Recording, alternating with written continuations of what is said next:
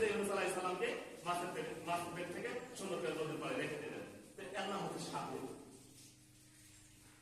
যাকে বললে কথা শুনে এর নাম হচ্ছে সাকুর। খবির মানে আপনি আপনার হাত কেটে গেছে, আপনার হাত কেটে গেছে, আপনি শুধু বললেন ইস ব্যথা পেয়েছে, এই কথাটা আপনি শুধু বলেছেন, আমি শুধু শুনতে পেরেছি কিন্তু ব্যথা অনুভব করতে পারিনি। আমি কি পেরেছি? আমি পারিনি। কিন্তু ব্যথা কে পাইছেন? আপনি পাইছেন, আপনি বুঝতে পারবেন। কিন্তু আপনি যে পরিমাণ ব্যথা পেয়েছেন এই পরিমাণ ব্যথা পাবে কে? আল্লাহ। এর নাম হচ্ছে খবর। তো আমরা কোরআন কথাটা বোঝার চেষ্টা করি না, কি রয়েছে কোরআনে। আমরা তো বিদ্যায় অর্জন করি না, শুধু খাই পায়খানা করি আর ঘুমাই, আমাদের কাজ তো এতে। আমরা কখনো বিদ্যা অর্জন করি না, বিদ্যা অর্জন করার চেষ্টাও মনে করি না। সারাদিন ঘুরি, সারাদিন খাই, পশু পাখির মতো, গরু শিকারের মতো খাই, ঘুরি আর ঘুমাই। আমরা কখনো বিদ্যা অর্জন করতে চেষ্টা করি না। 60 বছরের জীবন, 60 বছর পরে আমাদেরকে চলে যেতে হবে পৃথিবী থেকে। কতদিন আপনি চিন্তা করেছেন? কেউ কি নাই আপনাকে ধরার মতো? কেউ কি নেই যিনি 7 আসমান খুঁটি বিহীন তৈরি করেছেন আপনার মাথার উপরে? 7 আসমান, যার কোনো খুঁটি নাই। তো আপনি নারকেল গাছ লাগিয়ে দিয়েছেন, নারকেল গাছের উপর ফল হচ্ছে, ফলের উপর পানি হচ্ছে, কে করতেছেন এগুলো? একটু চিন্তা ভাবনা করেন দেখি, একটু চিন্তা ভাবনা করুন, কে করতেছেন? মহান আল্লাহ বলেন,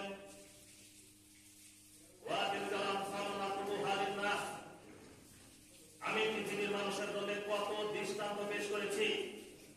পৃথিবীর মানুষ, আমি তোমাদের জন্য কত দৃষ্টান্ত পেশ করেছি। তুমি কি একটু লক্ষ্য করে দেখো না? আমি তোমার জন্য কত দৃষ্টান্ত পৃথিবীতে পেশ করে রেখেছি। আপনি ধান গাছ পুঁতে রেখা চলে আসেন, একটা ধান গাছ থেকে কত ধান বের হয়, ওই ধান থেকে চাল বের হয়, চাল খেয়ে আপনি জীবিকা নির্বাহ করেন। কেউ কি এগুলো কেউ করে না? আপনাকে কত দৃষ্টান্ত আল্লাহ তাআলা দিয়েছেন। পাহাড় রয়েছে পৃথিবীতে, কত উঁচু উঁচু পাহাড় রয়েছে, সুন্দর করে পেড়া হিসেবে পৃথিবীতে পুঁতে রেখেছেন। কেউ কি নাই? এগুলো কি কেউ সৃষ্টি করে নাই? আপনি কেন এই দৃষ্টান্ত গুলো করেন না? আপনার ভাবা উচিত। আবু হুরায়রা রাদিয়াল্লাহু তাআলা আনহু বলেন, রাসূল সাল্লাল্লাহু আলাইহি ওয়াসাল্লাম বলেছেন, মান সালাকা তরিকান ইয়ালতামিসু মিন ইলমিন তরিকাল ইলাল জান্নাহ। রাসূল সাল্লাল্লাহু আলাইহি ওয়াসাল্লাম বলেন, যে বিদ্যা অর্জন করে আর ওই বিদ্যার সাথে চলার কারণে আল্লাহ তাআলা তার জান্নাতের পথকে সহজ করে দেন। সুবহানাল্লাহ। যে বিদ্যা অর্জন করে ওই বিদ্যার পথে চলার কারণে আল্লাহ তাআলা তার জন্য জান্নাতের পথকে সহজ করে দেন।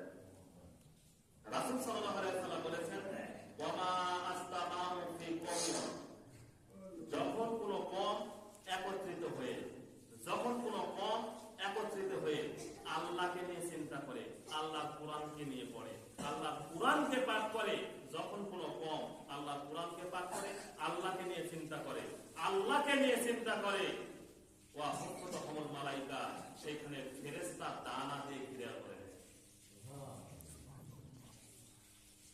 ওয়া গুসিয়াতুহুর রহমান, তারপরে সেখানে রহমত বর্ষণ হয়। ওয়া নাযালাত আলাইহিমুস সাকিনাহ, তারপরে আল্লাহ তাআলার পক্ষ থেকে সেখানে নিরাপত্তা নেমে আসে। ওয়া যাকারাল্লাহু ফিমান ইনদা, তারপরে আল্লাহ তাআলা অহংকার করে বলতে থাকে জিবরাইল আলাইহিস সালামের সাথে, মিকাইল আলাইহিস সালামের সাথে অহংকার করে বলতে থাকে, এই যে জিবরাইল দেখো, তোমরাই তো আমাকে নিষেধ করেছিলে, এটা দেখো, তোমরাই নিষেধ করোনি আমাকে, তোমরাই তো আমাকে নিষেধ করেছিলে খলিফা সৃষ্টি করতে। এই যে দেখো তারা সুবহানাল্লাহ বলছে, এই যে দেখো তারা আলহামদুলিল্লাহ বলছে, তারা আল্লাহু আকবার বলছে, তারা লা ইলাহা ইল্লাল্লাহ বলছে, তারা লা ইলাহা ইল্লাল্লাহু ওয়াহদাহু লা শারীকা লাহু লাহুল মুলকু ওয়া লাহুল হামদু ওয়া হুয়া আলা কুল্লি শাইইন কাদির। আমার জিকির আজরা করতেছে, জিবরাইল তুমি তো নিষেধ করেছিলে, দেখো তারা তো করতেছে। আল্লাহ তাআলা অহংকার। তো আমাদেরকে তো বিদ্যা অর্জন করতে হবে। কি শিখলেন জীবনে? আপনার ছেলেকে কি শিখালেন? আপনার ছেলেকে ডাক্তার বানাইছেন, আপনার ছেলে হয়ে গেছে প্রতারক। আপনার ছেলে কি হয়েছে? আপনার ছেলে হয়েছে প্রতারক। লন্ডন থেকে ডাক্তারি পাস করে বাড়িতে আসতেছে গাড়ি করে, ছেলে নিয়ে বউ সবাই আসতেছে। আসার পরে দেখা যায় ছেলে গাড়ি থেকে নামতেছে, হাতে রয়েছে সিগারেট, গলায় রয়েছে টাই, প্যান্টটা রয়েছে টাকনুর নিচে, দাড়ি চাষা, এইভাবে গাড়ি থেকে ছেলে নামলো। একটু পরে দেখা যায় যে বউ নামছে, যে গায়ে উঁচু সবই দেখা যায়, কিছুই নাই। একটু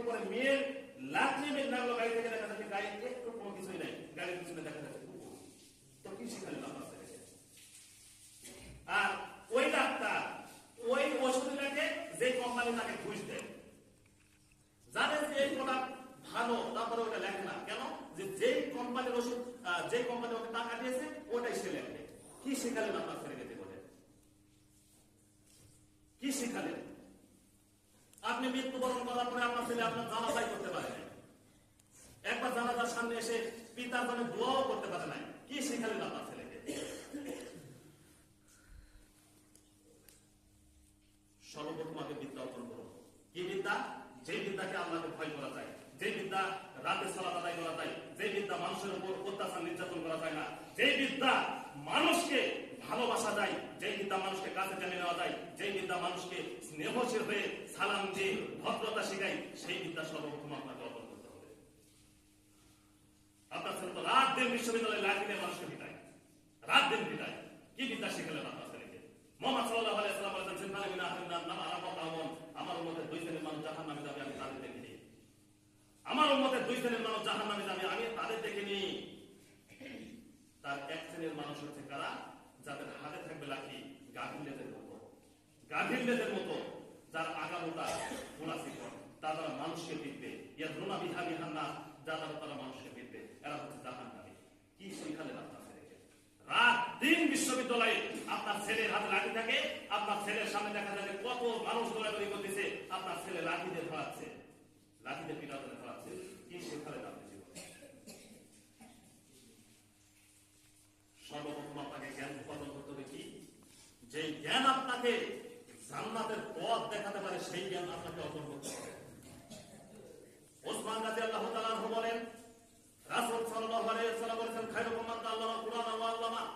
পৃথিবীর মানুষ তোমরা শুনে রেখো, আমি তোমাদেরকে বলে যাচ্ছি, সেই ব্যক্তি সর্বোত্তম যে কোরআন শিখে এবং অপরজনকে কোরআন শিক্ষা দেয়। সেই ব্যক্তি উত্তম যে কোরআন শিখে এবং অপরজনকে শিক্ষা দেয়। আপনার পাশেই তো কোরআন শিক্ষা দিচ্ছে, আপনার মসজিদের পাশে কোরআন শিক্ষা দিচ্ছে। কতদিন আপনার ছেলেকে বলছেন, যাও আপু যাও ওখানে শিখো, আলিফ পাতা শিখো, আলিফ পাতা শিখো, এখানে শিখো, ওখানে শেখানো নয়। কি? সেটা ইখলাস শেখানো হয়। কুল আল্লাহু আহাদ, আল্লাহুস সামাদ, লাম ইয়ালিদ ওয়া লাম ইউলাদ ওয়া লাম ইয়াকুল লাহু কুফুওয়ান আহাদ। সেখানে শেখানো হয় কি? সূরা বাকারা, আলিফ লাম মিম, যালিকাল কিতাবু লা রাইবা ফীহি হুদাল লিল মুত্তাকিন। শেখানো হয় সেখানে কোরআন শেখানো হয়, সেখানে পরকাল সম্পর্কে, জান্নাত সম্পর্কে, জাহান্নাম সম্পর্কে, সেখানে কত সুন্দর শিষ্টাচার শেখানো হয়। আপনার ছেলেকে আপনি কয়েকদিন বলেছেন যে যাও যাও ওখানে কোরআন শিক্ষা হয়। জীবন্ত মাত্র 60 বছরে, জীবন্ত মাত্র 60 বছরে চলে যেতে হবে, এ কথাই ঠিক। কতদিন পৃথিবীতে বেঁচে থাকবেন? আপনি পরকালের জন্য কিছু নিয়ে যাবেন না? বিচারে মাথায় আল্লাহর কাছে হিসাব দিতে হবে না? যখন ঠেকে যাবেন তখন আল্লাহকে কি বলবেন?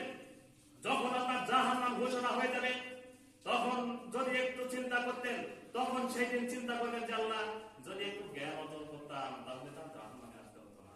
আল্লাহ, যদি আমি একটু জ্ঞান অর্জন করতাম তাহলে আর জাহান্নামে আসা আসতো না। চলে তো যেতেই হবে, চলে যেতেই হবে।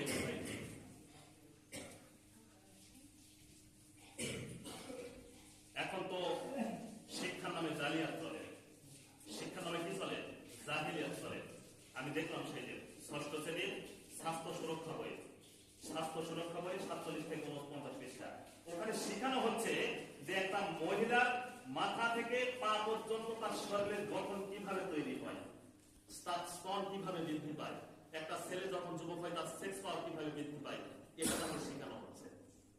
আমি ডাইরেক্ট দেখতেছি 47 থেকে 49 পৃষ্ঠায়। আপনি কি বুঝেন না? ইহুদি খ্রিস্টান চক্রান্ত করতেছে আপনার পিছনে, ইহুদি খ্রিস্টান চক্রান্ত করতেছে আপনার পিছনে। ওই দেশের মানুষ হবে বড় বড় ইঞ্জিনিয়ার, ওই দেশের মানুষ হবে বড় বড় ডাক্তার, ওই দেশের মানুষ হবে বড় বড় অফিসার, আর আপনাকে সারা জীবন তারা পায়ের নিচে রাখবে, আপনি যেন ভিক্ষা করে দিতে পারেন। এটা হচ্ছে ইহুদি খ্রিস্টানের চক্রান্ত। এই জন্যই তো কয়েকদিন আগে শিক্ষা কেন্দ্র থেকে বলতেছে যে মানুষ হলো বানর জাত। মানুষ কিসের জাত? বানর জাত। এ কথা কয়েকদিন আগেই তো বলতেছে।